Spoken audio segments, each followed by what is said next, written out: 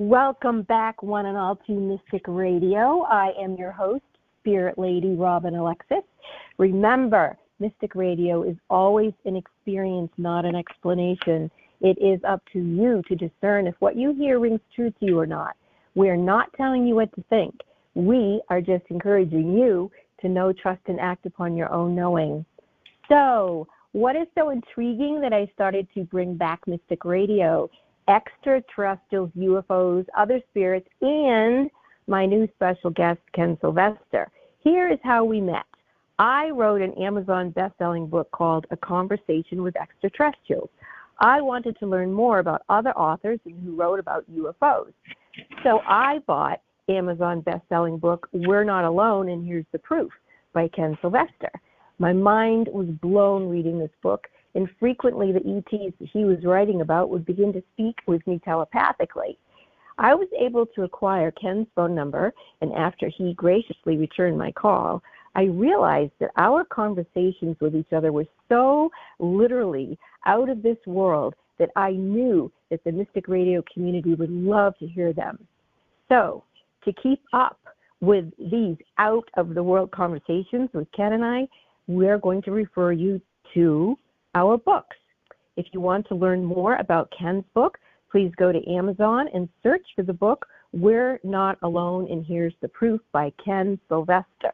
There are other authors named Ken Sylvester, so be sure and look for We're Not Alone, and Here's the Proof by Ken Sylvester. And to learn more about my book, search on Amazon or wherever you get your books, with Extraterrestrials by Robin Alexis. And now, here is our special guest, Ken. Welcome, Ken. Welcome to you, Robin, and thanks for that introduction. I'd like today to just start with a brief opening statement. And I first want to address all the Star Trek fans out there and tell you to censor your computer for stun. And everyone else, are you ready to hear some ultra top secrets I recently uncovered that have never been broadcast or published before? And after today, may give me a visit from the Men in Black. First, what I'd like to do is review something we covered last week, how our government decides if a spacecraft is non-human. They have a criteria set up that they call the observables, and there are 6 of them. These observables were developed by a UFO researcher himself, Lou Elizondo, and the rest of the team at what's known as ATIP, a government acronym for Advanced Aerospace Threat Identification Program. It's a lot to swallow.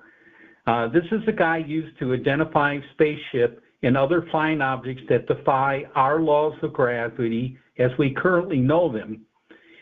In this book and in this broadcast, we're going to address only spacecraft. The stories in this book are called UFOs, unidentified flying objects. Many are more than 50 years old, but still today they have not identified the craft going back and looking at the pictures from 50 years ago. Now, the observables that they use, and this can work for all you out there when you're observing a UFO to see if it is a non-human UFO, it needs one of these 6, and most of them have more than one. The first one is called anti-gravity. It's the ability of a craft to fly without means of propulsion. So no trails, no exhaust. So like when you see an airplane fly in the sky, and especially on a blue day, you see that white smoky trail. These have no such trail. The second one is called instantaneous acceleration, the ability of the craft to reach a high rate of speed in a short period of time, from 0 to 20,000 miles per hour in seconds. Number 3 is the hypersonic, the ability of the craft to reach speeds of over 3,700 miles per hour, which is 5 times the speed of light, and that exceeds Mach 5.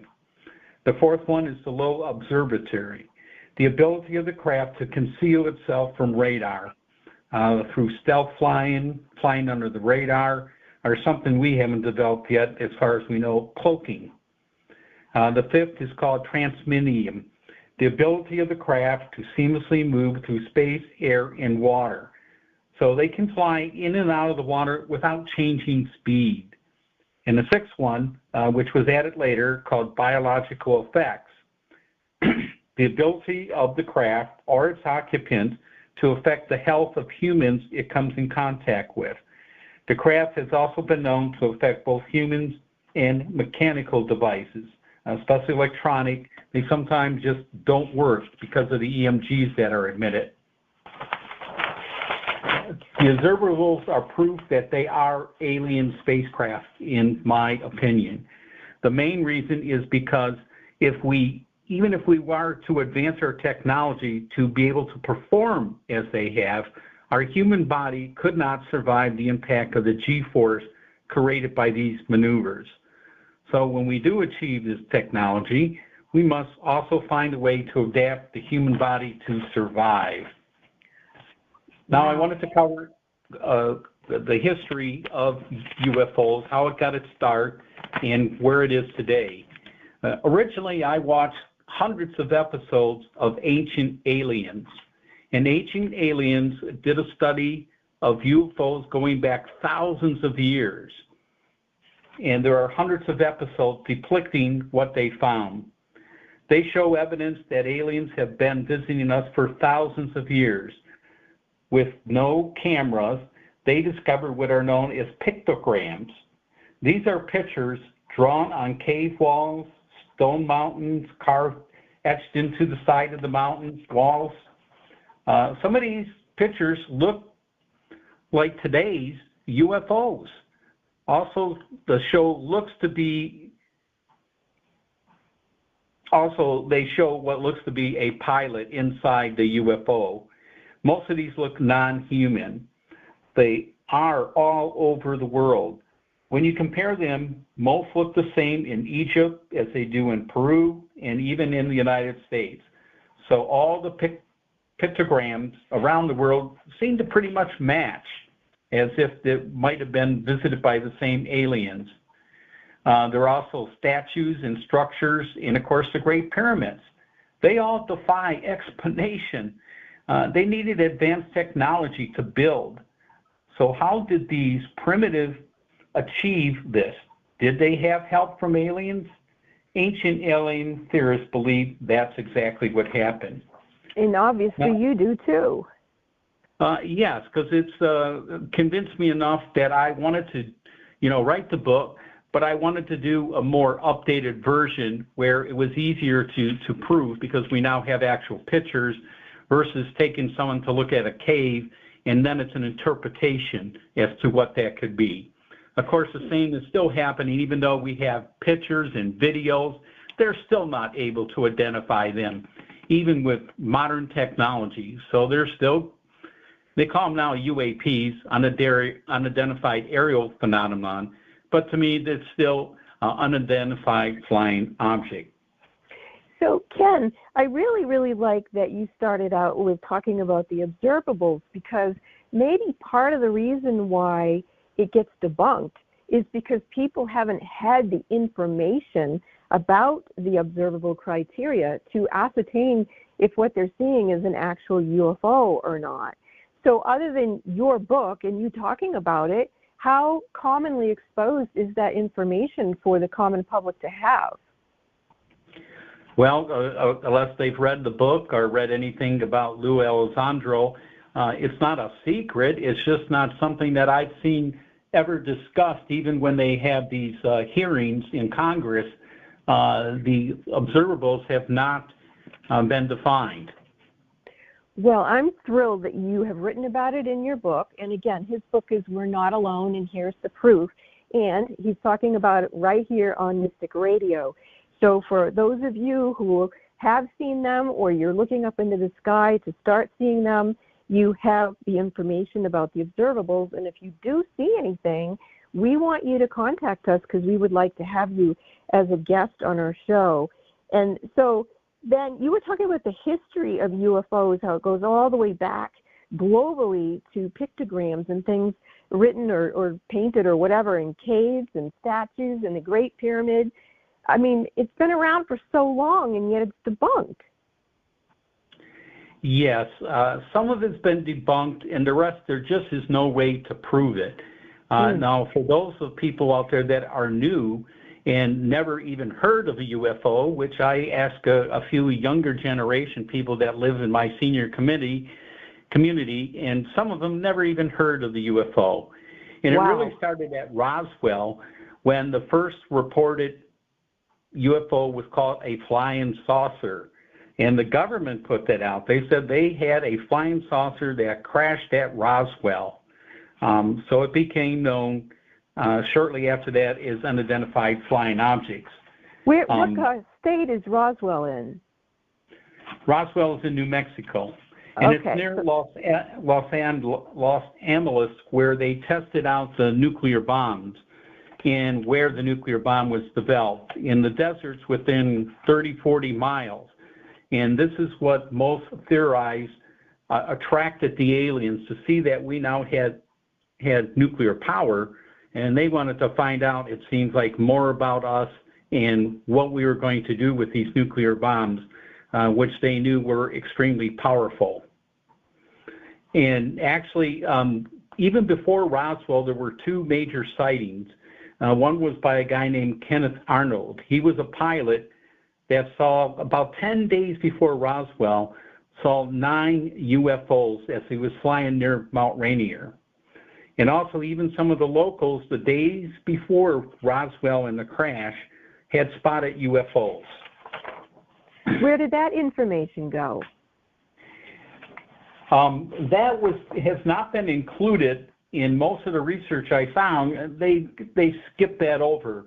But I did find one article that had said that there was reports of UFOs.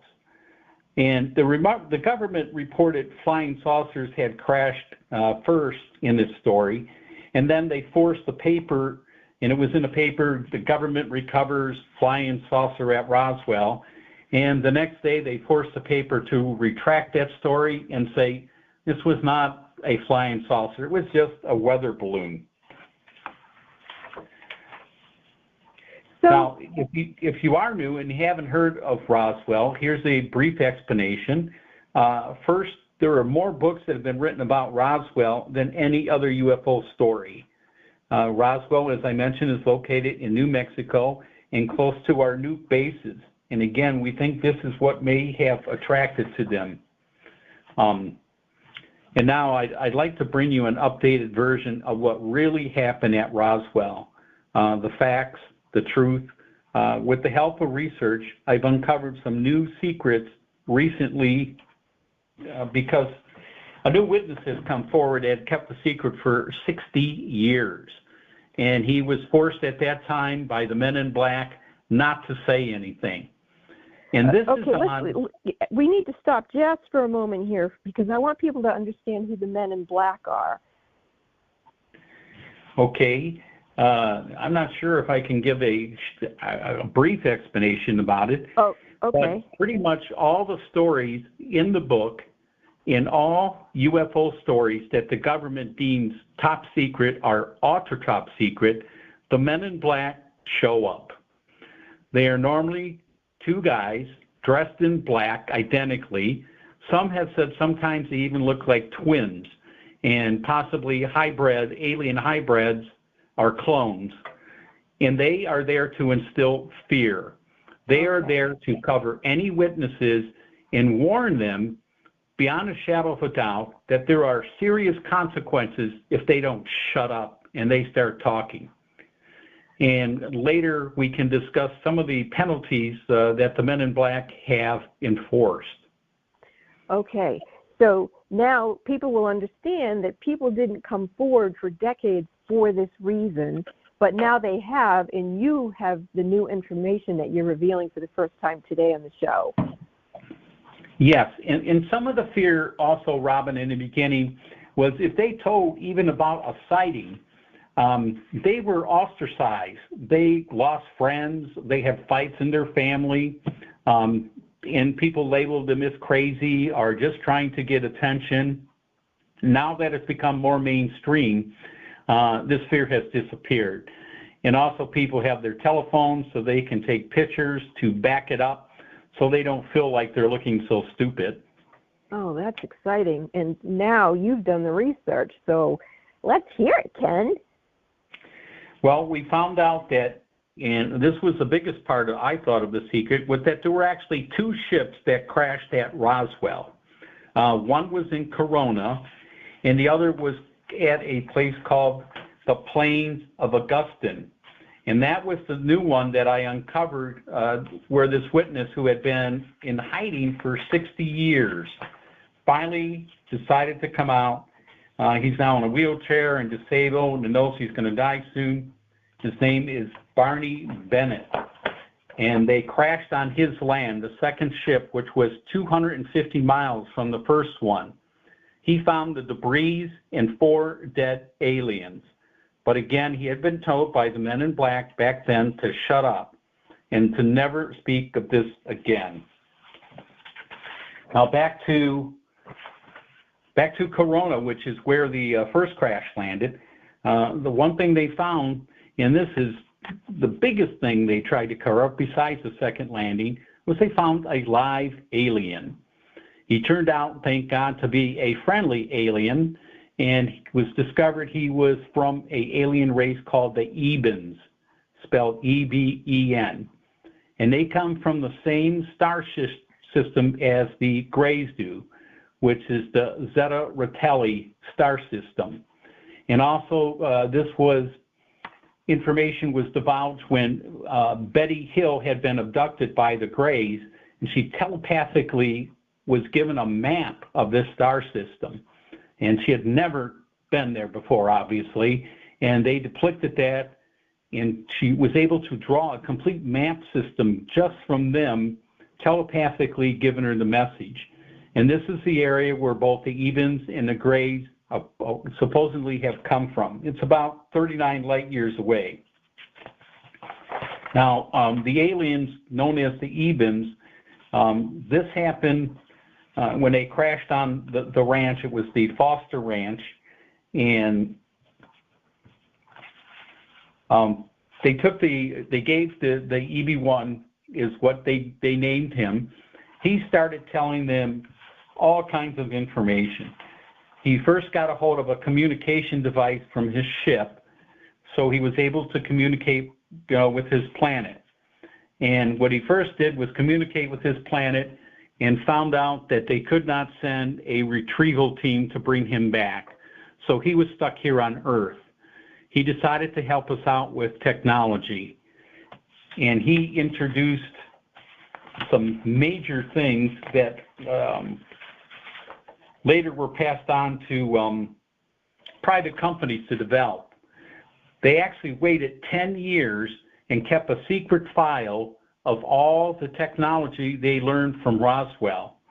And from that, they passed it out to companies like Boeing and other types of organizations, and they passed it off as this is some stolen Russian information that we obtained, and never referred to it as alien technology.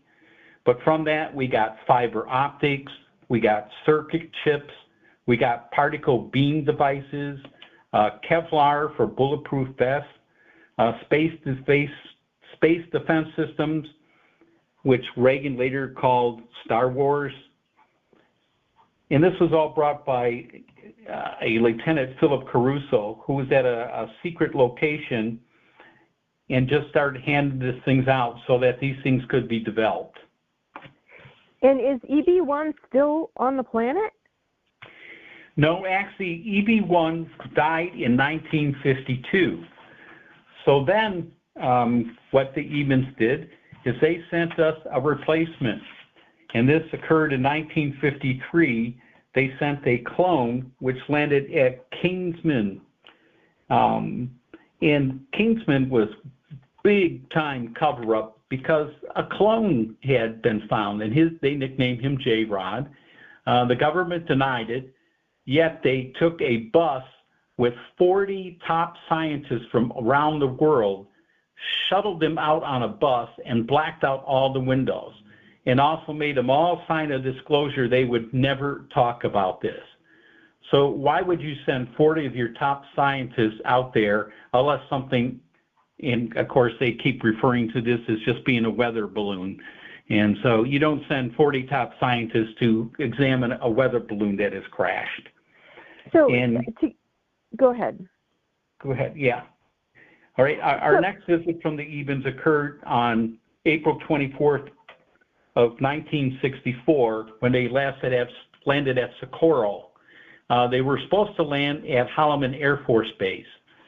So they landed there briefly. It was witnessed by a sheriff, and then they took off and headed to Holloman Air Force Base. They had got lost, and being typical alien or male aliens, they never stopped for direction, Robin, and they just got lost. Well, let me ask you a couple of questions here.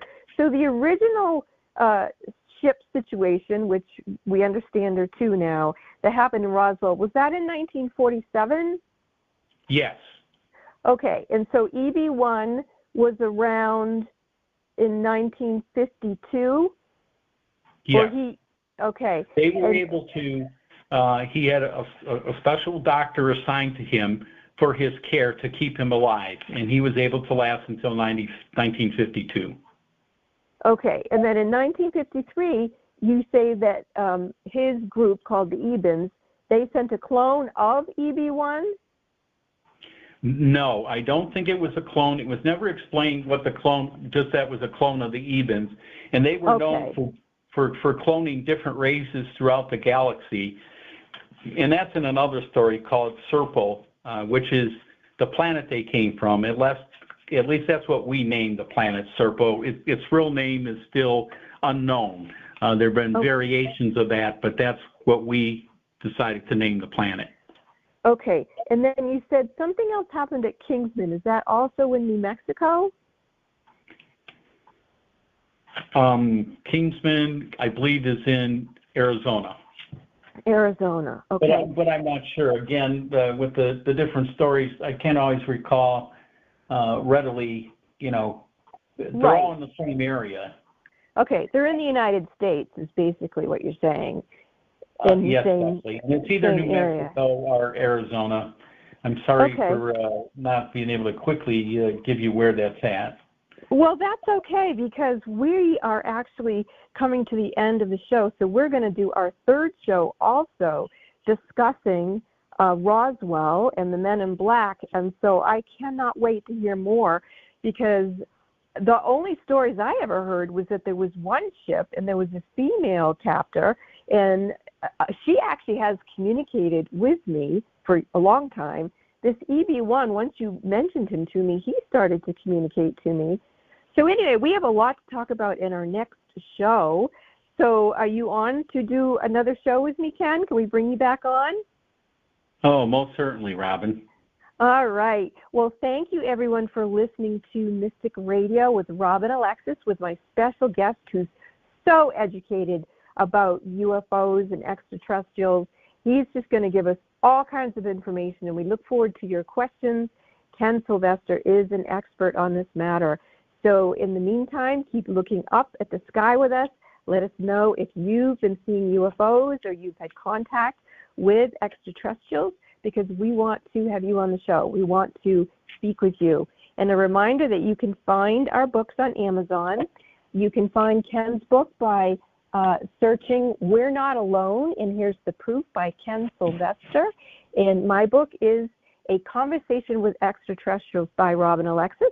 Both of our books are Amazon bestsellers, and we do look forward to our show next week. Wednesday at noon, we'll be posting the show again. So thank you, and be well.